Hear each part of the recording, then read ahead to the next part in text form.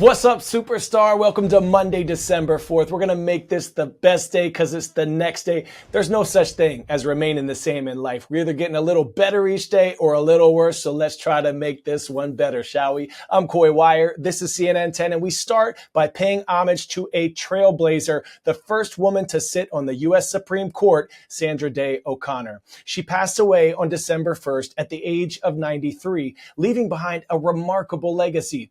Miss O'Connor graduated from Stanford Law School, but was turned down by law firms in large part because she was a woman. So she and her husband started their own law firm, and O'Connor kept working. She would go on to become the first female majority leader in the Arizona State Senate, a judge of the Maricopa County Superior Court and the Arizona County Court of Appeals. Then in 1981, President Ronald Reagan nominated O'Connor to the Supreme Court. Current Chief Justice John Roberts remembered O'Connor as a, quote, fiercely independent defender of the rule of law. President Joe Biden hailed her as an American icon. As the first female Supreme Court justice, O'Connor inspired generations of female lawyers and paved the way for the 5 women who have served on the high court since she was first nominated. Let's go to Jessica Schneider to learn more about Sandra Day O'Connor's life and legacy.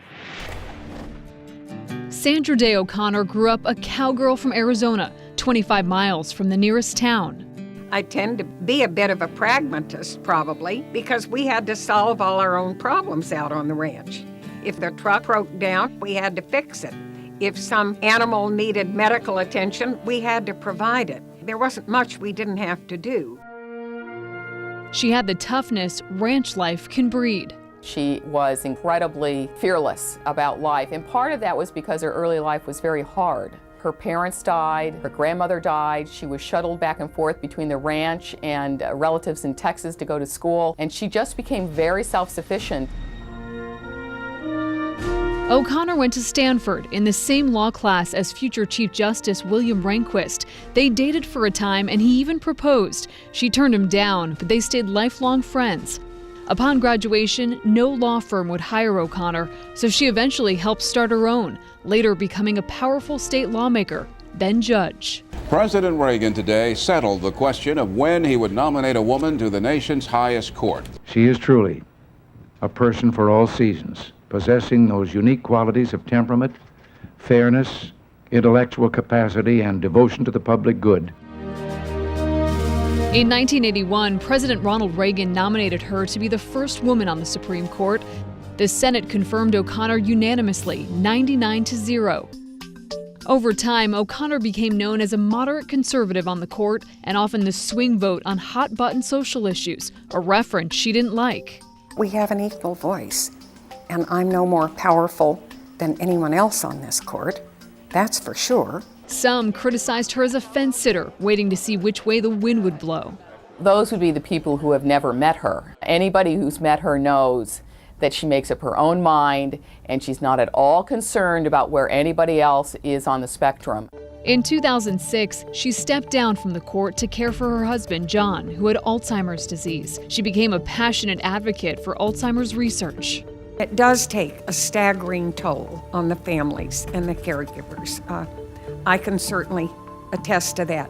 In 2018, O'Connor revealed she too had been diagnosed with dementia and withdrew from public life. The retired justice was grateful, she wrote, for her countless blessings and experiences, including helping to break the glass ceiling.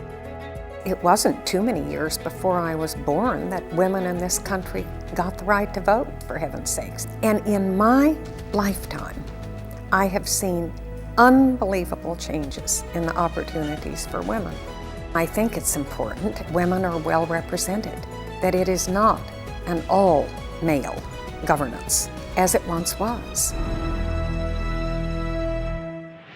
The 28th meeting of the Conference of the Parties, the annual International Climate Summit hosted by the United Nations, is underway in Dubai. And at COP28 this year, tens of thousands of world leaders, climate advocates, and industry representatives are discussing how countries should adapt to a rapidly changing planet. And for the first time ever, 123 countries have signed on to a pledge that formally acknowledges a link between climate change and health. That's according to the COP28 president. Let's go to David McKenzie, who's in Dubai, for more.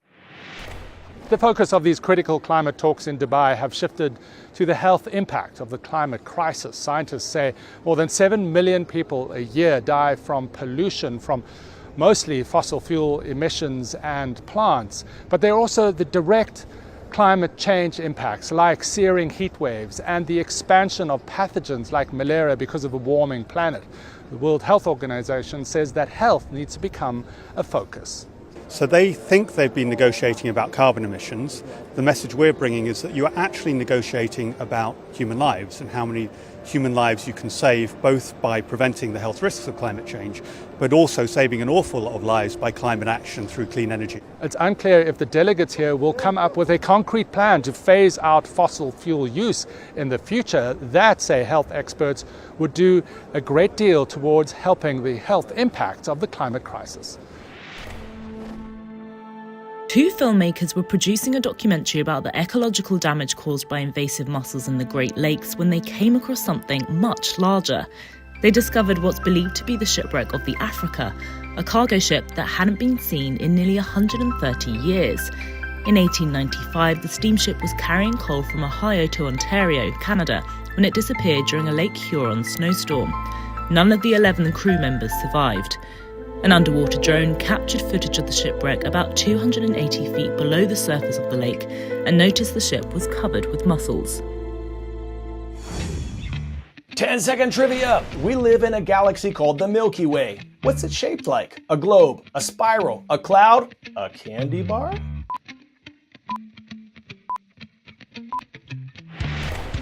If you said spiral, put your hands up. If you could look down on the Milky Way galaxy, it would look like a spinning pinwheel type spiral.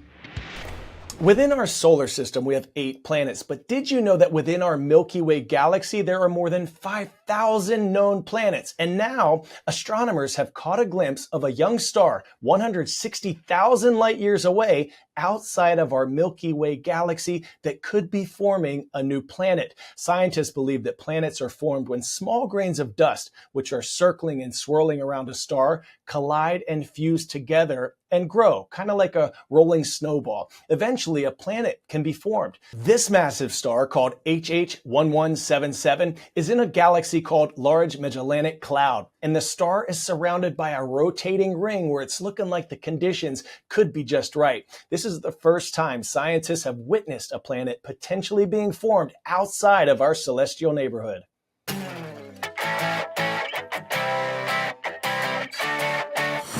For today's story, getting a 10 out of 10, ice, ice, baby. A kayaker took a frigid trip down a 65-foot tall waterfall in the Arctic Circle, setting a new world record. Check it out. This is the biggest ever recorded drop of a glacial waterfall, according to Reuters. Catalan adventurer Aniol Sarasolses descended the 20-metre ice waterfall in the Svalbard archipelago in Norway. The 32-year-old and his crew had to climb up the ice cap using a ladder and then walk nearly 7 miles across the ice to reach the waterfall.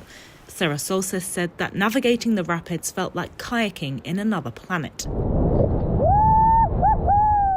All right, that's all for me. I'll see you tomorrow. I hope you all have an ice day. Just kidding. You didn't think I'd give you the cold shoulder, did you? Shout out time. Go Tigers. Troy High School in Troy, New York. Rise up. Remember, let's make this the best day because it's the next day. I'm Coy. This is CNN 10.